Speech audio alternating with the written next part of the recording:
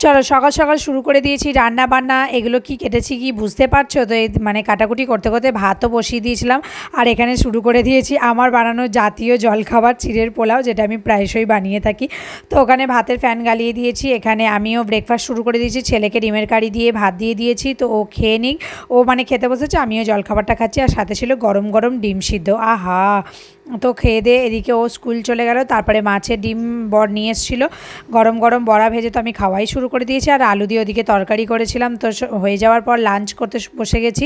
Lunch করে তারপরে একদম সন্ধেবেলা আসছি তোমাদের সাথে দেখা করতে। তো সন্ধেবেলা চলে গেছিলাম টুকটাক কিছু খাবার কিনতে। টুকটাক না, আমার পছন্দের বিরিয়ানি, মানে যেটা না খেলে কিছুদিন হয়ে গেলে না খেলে আমার মনটা কীরকম হয়। তো ছেলে বললো বিরিয়ানি খাবো না, ও এগ চিকেন রোল আর আমরা চিকেন বিরিয়ানি কিনলাম। তো বিরিয়ানির সাথে আবার একটা ডিমও দিয়েছিল, আর বিরিয়ানিটা খেতেও কিন্তু দুর্দান্ত টেস্ট ছিল। আমার কাছে বিরিয়ানি মানে সবসময় টেস্টি।